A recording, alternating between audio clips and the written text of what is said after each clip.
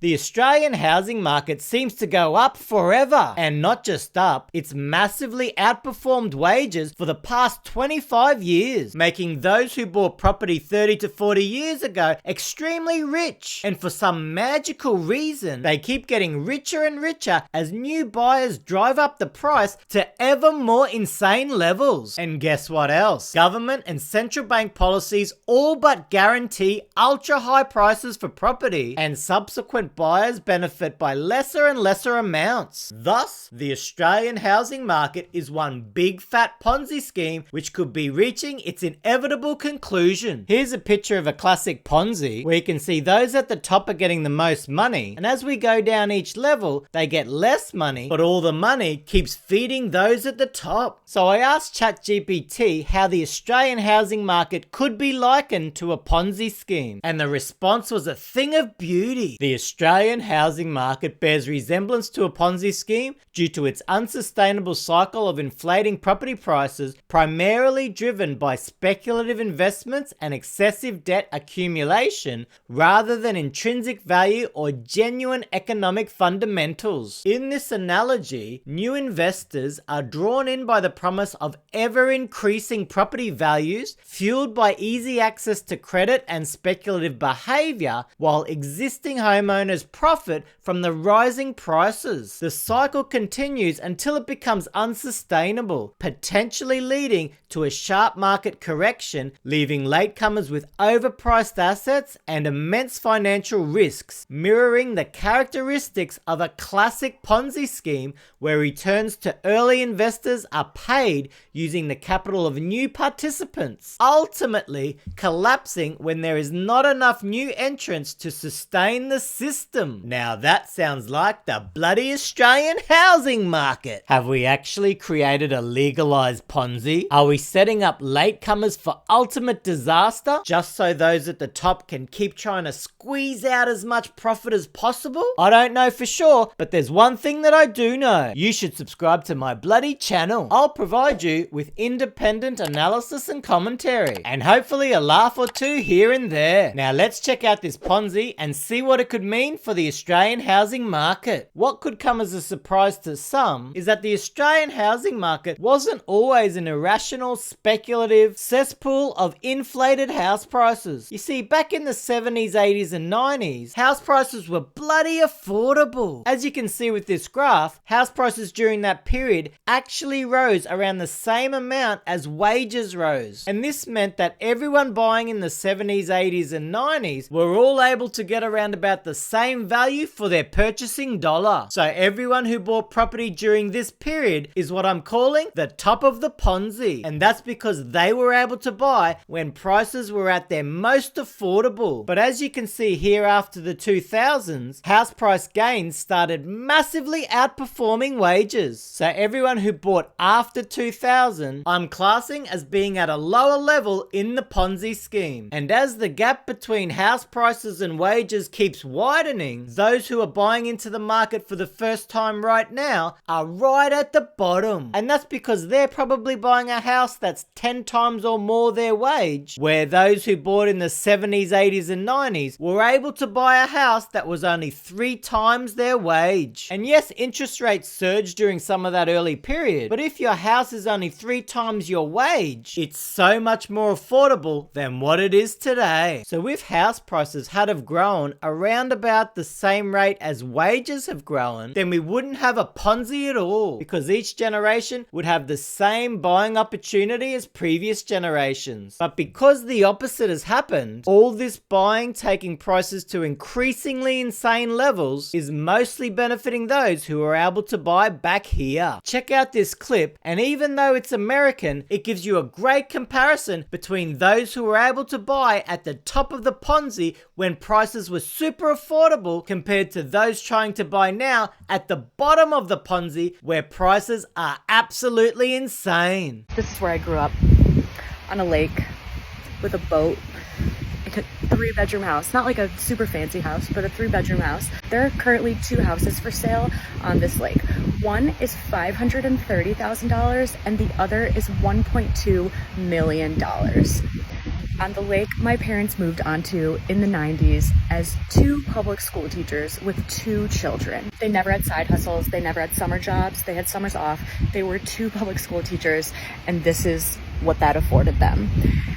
My fiance and I now make combined what my parents made when I was like in high school, like decades into their teaching careers.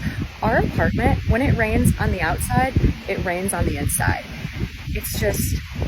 It's like enraging and unfathomable thinking about the world that people older than us got to live in, because no one ever gets to live like this with normal jobs ever again. She's absolutely right. And that's because those who bought in the 80s and 90s are at the top of the Ponzi. When it comes to property, they got the absolute best bang for your buck. And the really sad thing is that someone today earning a high-paid job can't even afford a home that someone in the 80s and 90s could easily afford, even on a super low-paying job. No matter if you work 2 jobs, get a side hustle, it's so much harder, because that's what happens in a Ponzi. And it's all your fault. You should have just been born earlier. So what's caused Australia's housing market to resemble a big fat Ponzi? First of all, Australia has policies that create ridiculous demand for housing. We've got extremely generous tax deductions for property owners, such as negative gearing and capital gains tax discount. We've also got no capital gains tax on your principal place of residence, which basically screams to everyone that they have to own their own home. We've had consistent, strong population growth, which obviously means more people need places to live. And we've got additional demand created by foreigners buying property in Australia. And I did a recent video showing that Chinese buy more property in Australia than any other country in the world. So why do you think that is? Just maybe they know about the Ponzi. So these policies create massive demand for property,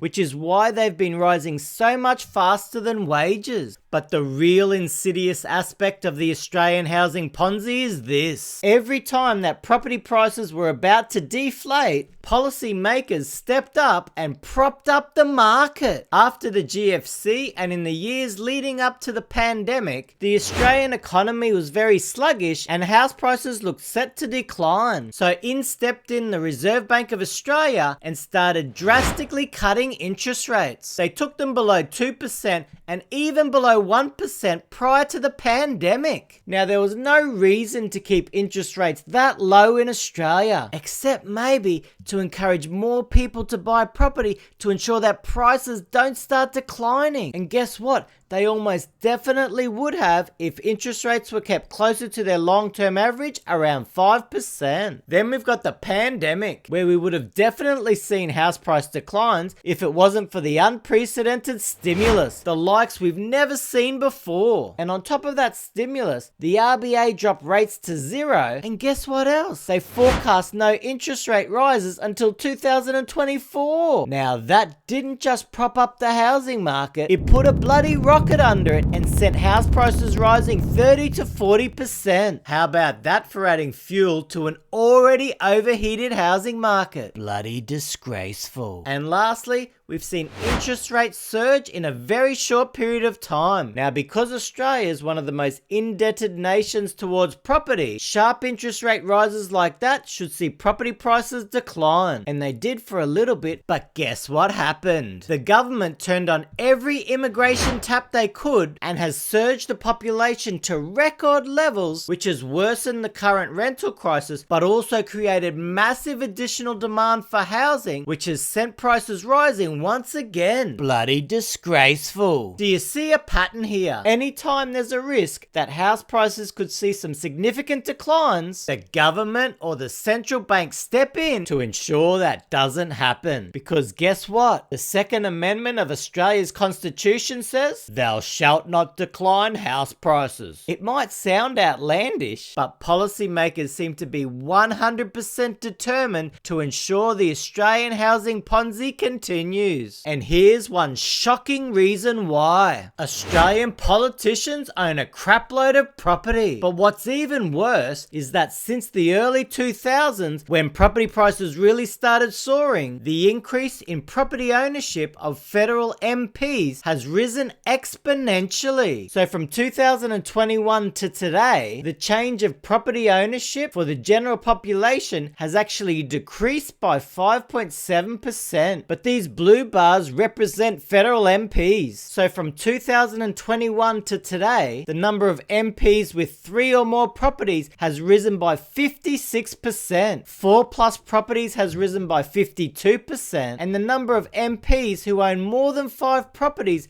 has risen by 79%. So let me get this straight. Federal MPs set the policies that create ridiculous demand for property, ensuring that prices rise astronomically. And what do they do about it? Just make sure they're the biggest beneficiaries. So they create the Ponzi, they maintain the Ponzi by propping up the market, and then they make sure that they personally profit from the Ponzi. Bloody disgraceful. Are we at the final stages of this Ponzi scheme and headed towards an inevitable collapse? Well, if house prices keep rising faster than wages, you'll have less and less people able to afford a home. So the number of non-homers will start increasing, and the wealth gap between property owners and non-property owners will basically become a divide. And that will create some major resentment, because history has shown us when there's massive wealth gaps, it can create social upheaval and civil unrest. And politicians have overwhelmingly focused on property owners regarding their policies, but they won't be able to continue ignoring non-property owners, as they'll make up a large section of the population. So this Ponzi has been pumped and pumped, and the can has been continually kicked down the road. But I do feel we're heading towards a tipping point. House prices, and with them rent prices, can just get too high that the average worker won't be able to afford them. Now, does this mean we're going to see a total collapse of the housing market? Well, that's going to be extremely difficult, because there's so many powerful and influential stakeholders determined to keep house prices ultra high. But guess what? One day they may just run out of levers to keep propping up the market, and like ring a Rosie, it will all fall down. I'm Biko Konstantinos.